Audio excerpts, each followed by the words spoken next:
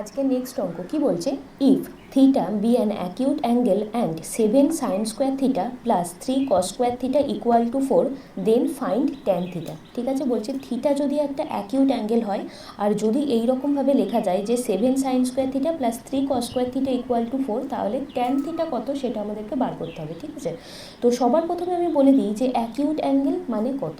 ঠিক আছে, acute angle মানে হয়ে যাচ্ছে কি, যেই অ্যাঙ্গেলটা 90 ডিগ্রির থেকে ছোট হবে, ঠিক আছে, লেস দ্যান 90 ডিগ্রি হবে, সেটাকেই আমি বলবো acute angle, but greater than 0 degree. 0 degree তো হতেই হবে, কিন্তু যেই অ্যাঙ্গেলটা 90 ডিগ্রির থেকে ছোট হবে সেটাকেই বলা হবে অ্যাকিউট অ্যাঙ্গেল। আর অবটিউস অ্যাঙ্গেল মানে হয়ে যাচ্ছে যেই অ্যাঙ্গেলটা 90 ডিগ্রির থেকে বড় হবে বাট 180 ডিগ্রির থেকে ছোট হবে। ঠিক আছে, অবটিউস অ্যাঙ্গেল। অবটিউস অ্যাঙ্গেল মানে হয়ে যাচ্ছে যেই অ্যাঙ্গেলটা 180 ডিগ্রির থেকে ছোট হবে কিন্তু গ্রেটার দ্যান 90 ডিগ্রি হবে, সেটাকে বলা হবে অবটিউস অ্যাঙ্গেল। আর রাইট অ্যাঙ্গেল মানে তো আমরা জানি, রাইট অ্যাঙ্গেল মানে হয়ে যাচ্ছে যেই অ্যাঙ্গেলটা ইকুয়াল টু 90 ডিগ্রি হবে সেটাকেই বলা হবে রাইট অ্যাঙ্গেল। ঠিক আছে, তো এই তিনটেই অ্যাঙ্গেল আছে, এছাড়া আরও আছে, সেগুলো আমি অঙ্ক করাতে করাতে যা আসবে সেগুলো তাতে বলে দেবো। ঠিক আছে, তো এখানে দেখো কি কন্ডিশন বলে দিয়েছে, 7 sine square theta plus 3 cos square theta equal to 4। তো এটা আমরা লিখি 7 sine square theta plus 3 cos square theta equal to 4 বলে দিয়েছে। ঠিক আছে, তো এখান থেকে আমাদেরকে বার করতে হবে যে ট্যান থিটা কত সেটা। তো দেখো এই অঙ্কটা অনেক রকমভাবেই করা যায়, তো আমি যেরকমভাবে করছি সেটা দেখে নাও। এইখানে যে 4 আছে রাইট হ্যান্ড সাইডে, আমি এই 4টাকে 4 ইন্টু 1 করে লিখতে পারি। ঠিক আছে, আবার দেখো 4 ইন্টু 1, এই 1-এর জায়গায় আমি কি বসাতে পারি, sign square theta plus cos square theta বসাতে পারি, কারণ আমরা জানি যে sign square theta plus cos square থিটার ভ্যালু 1, তো 1-এর জায়গায় আমি এটা বসালাম। ঠিক আছে, তাহলে এখান থেকে আমরা কি লিখতে পারি যে 7 sine square theta plus 3 cos square theta equal two, এগুলোকে 4-এর সাথে মাল্টিপ্লাই করে দিই, 4 সাইন স্কোয়ার থিটা প্লাস 4 কস স্কোয়ার থিটা। তাই তো, এবারে আমরা সাইন স্কোয়ার থিটাটাকে একদিকে নিয়ে আসি, সাইন স্কোয়ার থিটাটাকে আমি এলএইচএসে নিয়ে আসছি, তাহলে কি হবে, এটা 4 sign square theta 7 sine square theta minus 4 sign square theta মানে 3 সাইন স্কোয়ার থিটা, আর এইটা ওই দিকে গেলে শুধু হয়ে যাবে কস স্কোয়ার থিটা। তাই তো, আমাদেরকে বার করতে হবে ট্যান থিটা। তো দেখো কস স্কোয়ার থিটাকে যদি আমি সাইন স্কোয়ার থিটার তলায় নিয়ে আসি তাহলে কি হবে,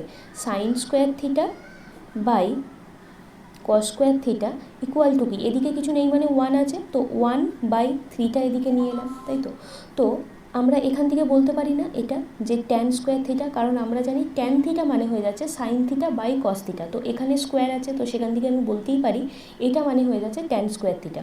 তো tan square theta equal two কত পেলাম, 1/3 পেলাম।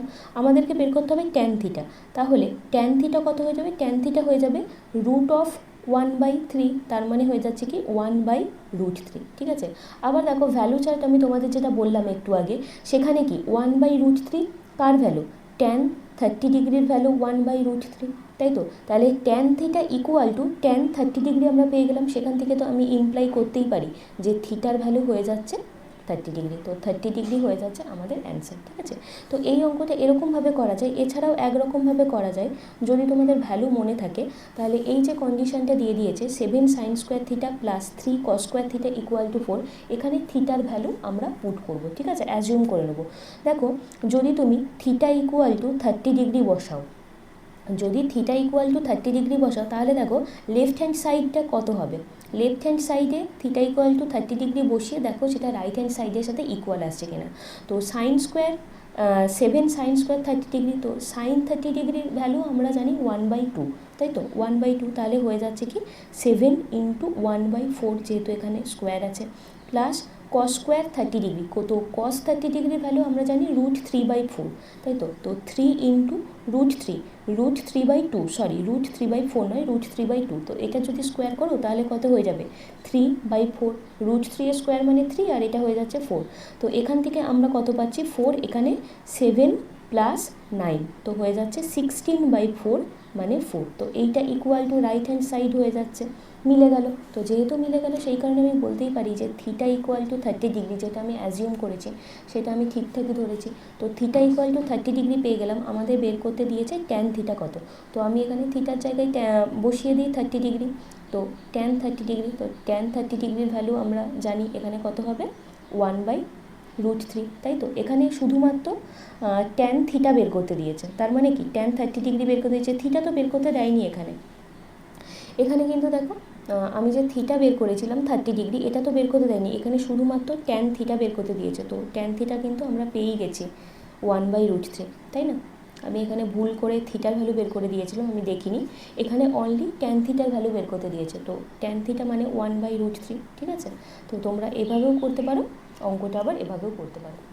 নেক্সট অঙ্ক কি বলছে, the angles of a triangle are x + 5 degree, 2x - 3 degree and 3x + 4 degree, then find the value of x, ঠিক আছে। তো একটা ট্রায়াঙ্গেলে 3টে অ্যাঙ্গেল বলে দিয়েছে, সেখান থেকে আমাদের x এর ভ্যালুটা বার করতে হবে।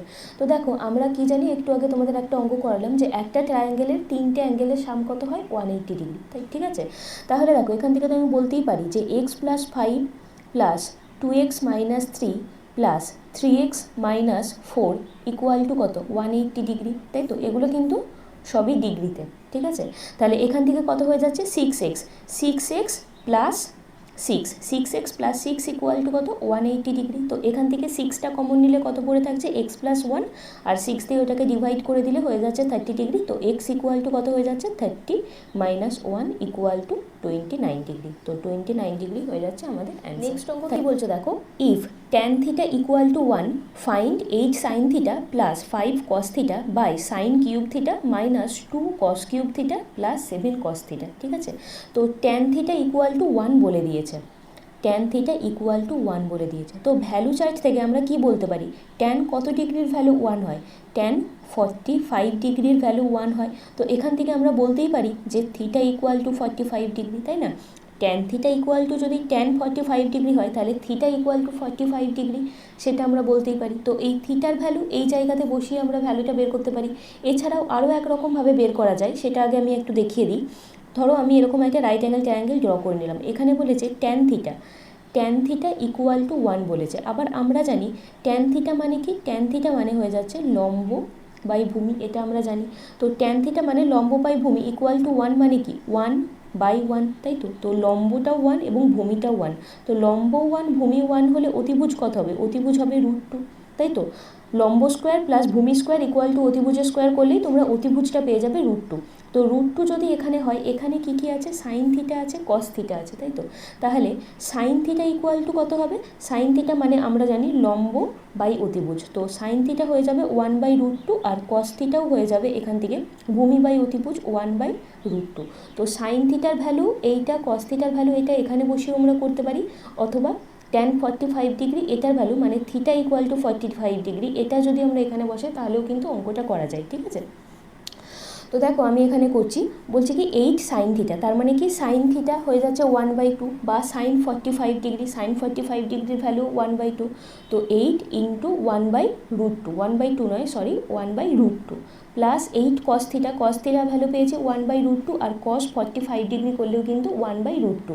তো 5 into 1/√2 by sine cube theta, sine cube theta মানে সাইন থিটা তো 1/√2, তার মানে কি 1/√2 এর হোল কিউব। তো 1/√2 এর হোল কিউব মানে কত, 1/2√2, তাই তো। √2 এর হোল কিউব মানে কি √2 ইন্টু √2 ইন্টু √2। তো দুটো √2 মিলে একটা 2 পেলাম, আর এটা হয়ে যাচ্ছে √2, তো 2√2। তো এখান থেকে আমরা পেয়ে গেলাম কি 1/2√2 মাইনাস 2 cos কিউব থিটা, তো 2/2√2 প্লাস 7 cos থিটা মানে 7/√2, ঠিক আছে। তো এবারে এটা তোমাদেরকে ক্যালকুলেট করতে হবে।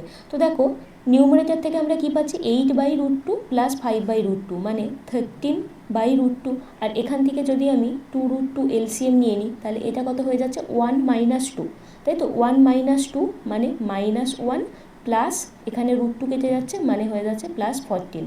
তো এই √2 আর এই √2টা কেটে দিলাম আমি, 13 তলায় যে 1/2 আছে সেটাকে ওপরে পাঠিয়ে দিলাম, আর এটা হয়ে যাচ্ছে 14 - 1 13। তো 13 কেটে গেল, হয়ে গেল 2 আমাদের অ্যান্সার, ঠিক আছে। মানে এখানে অপশান এ হয়ে যাচ্ছে অ্যান্সার। তো দেখো যদি তোমাদের ভ্যালু চার্ট মনে থাকে তাহলে অবশ্যই তোমরা এইভাবে করতে পারো, থিটার ভ্যালু বের করে নিলে দিয়ে থিটার ভ্যালু এখানে বসাবে, তাহলেই হয়ে যাবে। কিন্তু তার জন্য ভ্যালু চার্টটা মনে রাখতে হবে। আর যদি ভ্যালু চার্ট কোনোভাবে ভুলে যাও তাহলে কিন্তু তখন এই রকমভাবে পিথাগোরাসের ফর্মুলা কাজে লাগিয়ে 1, এটা যদি লম্ব যদি 1 হয়, ভূমিও যদি 1 হয়, তাহলে কি অতিভুজ অবশ্যই √2 হবে, কারণ 1 1:1/√2। পিথাগোরিয়ান ট্রিপলেট থেকে আমি এটা বলতে পারি, ঠিক আছে, মানে লম্ব আর ভূমি আর অতিভুজের যে রেশিও সেটা হয়ে যাচ্ছে 1:1/√2। তো এখানে ধরো এখানে 1-এর জায়গায় বলে দিল লম্ব আর অতিভুজ সেম ধরো বলে দিল, এবং বলে দিল ধরো এটা 5, তাহলে তখন কী হয়ে যাবে 5:5/5√2, তাই তো 5:5/5√2, অনলি √2 নয় কিন্তু, √2 মানে কিন্তু এখানে √2র সাথে একটা 1 মাল্টিপ্লাই আছে, মানে 5:5/√2, তবেই তো কাটাকুটি করে হবে 1:1/√2। তখন কিন্তু আবার শুধু এইরকম করে দিও না যে 5:5/√2, সেটা যদি করো তাহলে কিন্তু ভুল হয়ে যাবে, ঠিক আছে। তো যদি লম্ব আর অতিভুজটা যদি মানে লম্ব আর ভূমিটা যদি সেম বলে দেয়, আর যদি বলে দেয় যে এটা হয়ে যাচ্ছে কি 5, তাহলে অবশ্যই রেশিওটা হয়ে যাবে 5:5/5√2। ওকে, নেক্সট অঙ্ক কী বলছে, if tan θ = 4/3 find 3 sin θ plus 2 cos θ by 3 sin θ minus 2 cos θ। ঠিক আছে, tan θ = এটা বলে দিয়েছে, 4/3 বলে দিয়েছে, তাহলে এটা কত সেটা আমাদের বার করতে হবে।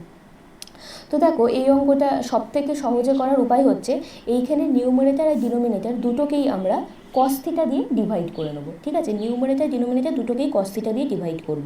3 sin θ প্লাস 2 cos θ পুরোটা বাই cos θ, আর এটা হয়ে যাচ্ছে 3 sin θ minus 2 cos θ by cos θ, ঠিক আছে।